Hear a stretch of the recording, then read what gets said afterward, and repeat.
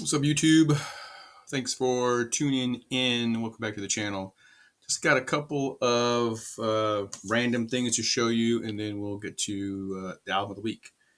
So these things I just picked up. Every now and then you run across something like, that's kind of cool.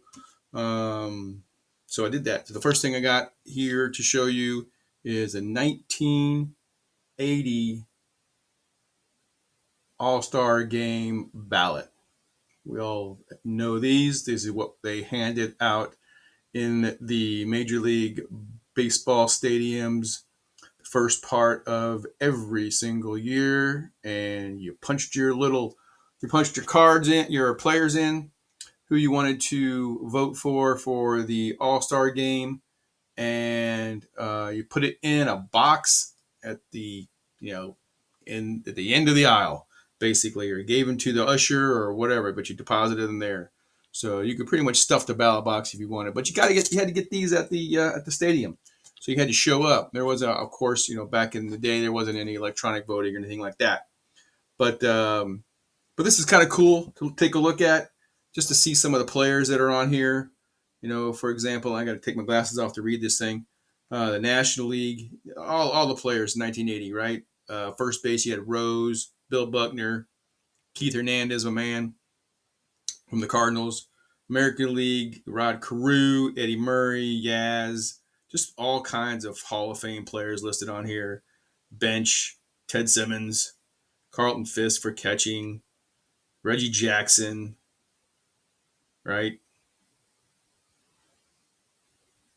Just cool stuff. I saw this I picked this up at a flea market. Just rolling through, and somebody had a stack of these for $1. So it's like, I'll take one of those. Pretty cool, though. So there you go. There's a 1980 All-Star Game ballot. This next thing I picked up, heck, one of you may have sold it to me off of eBay. I always wonder if I buy Cardinal stuff off of eBay, do one of you guys sell it to me? But if you do, let me know. I'd be interested. But I got this a month or so ago, and this is what they handed out on September 9th, 1979 for Lou Brock Day. And what was cool about this is it's a fold out, and the inside it's got information on, of course, on Lou Brock, some of his achievements and milestones,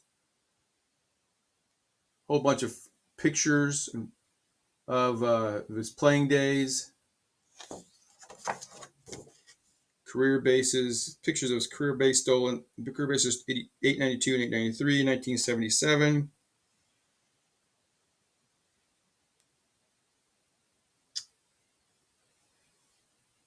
There's a pretty cool picture down there at the bottom. Those last two down there, trying to elude a tag from Cubs Steve Swisher. Just some cool stuff, some cool photos in there. And on the back, it's got what they say about Lou Brock. So it's got members of the Cardinals, of course, but also players from around the league. Right, Tommy Lasorda, Tom Seaver, Joe Morgan, Willie Stargell, etc., etc. Maury Wills, and then more pictures at the top commemorating his 3,000th hit that he got. So I thought that was pretty cool. Phil Linker says he'll miss him.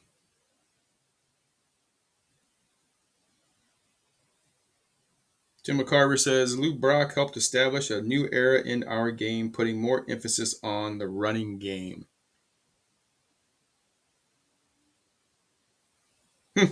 So pretty cool. Anyway, I picked that up. Nice little addition to my collection there. And then I got a few cards. Started to work on a different set recently. This set came out in 1978. And Kiss, the band Kiss.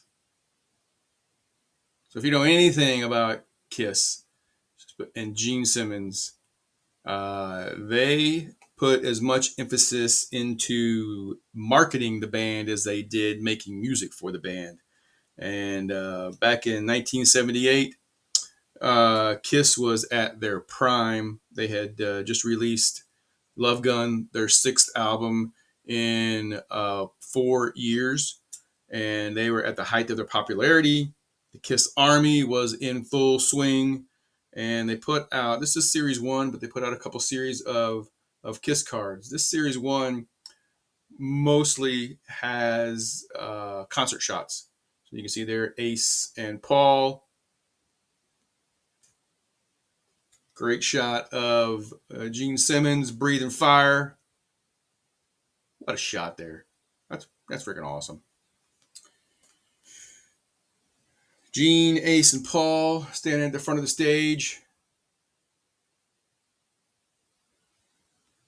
And then another one. It's not a great photo, but what's cool about this one is it's got Gene, Ace, and Paul in the front, but it's got Ace on his knees, leaning back, playing guitar. You can just hear it. You can just hear him jamming right now, can't you? Awesome. So I decided to put this set together, and really collaborate with my music interest and cards interest. So that's that. So all right. So those are my pickups, my random pickups that I have recently. So this album of the week is by a band that put their first record out in 1975, and they've been around for a long, long time. They haven't put any new music out for quite a while now, 10 years, I think. But they recently announced they're going back on tour. And when I say they, I mean the surviving members are going back on tour in 2026. So I'm super excited about that. And the record I have for this album of the week is Rush's Fly By Night. This is probably my favorite Rush record. Came out in 1976. It's their second record, and it's a pretty heavy record. If you're used to the Rush from even the late 70s, right? Spirit of the Radio, and we get into 80s and the Tom Sawyer and that kind of stuff. Those are more radio friendly music. Before that, they really weren't radio friendly at all. Although there is one song on here that is, and that's the title track, Fly By Night. But by and large, Rush pretty much did their own thing. And this record here has some fantastic songs on it. By Tor the Snow Dog. It leads off with Anthem, which is a wonderful track, and it ends with In the End, which is just fabulous. So 8 songs, 8 fantastic songs. And so next year they're going on tour. The surviving members, Geddy Lee and Alex Lifeson, and they've got a replacement drummer. So I'm really, really looking forward to seeing those guys. Hopefully, knock on wood, I'll be able to check them out in Cleveland. That's where I'm targeting to see these guys next year and see them put on just a magnificent show. So anyway, so Fly By Night by Rush. If you haven't heard it, go check it out at your local record shop or your streaming service of your choice. Listen to it, and you will thank me later. So, all right, that's all I got. Peace.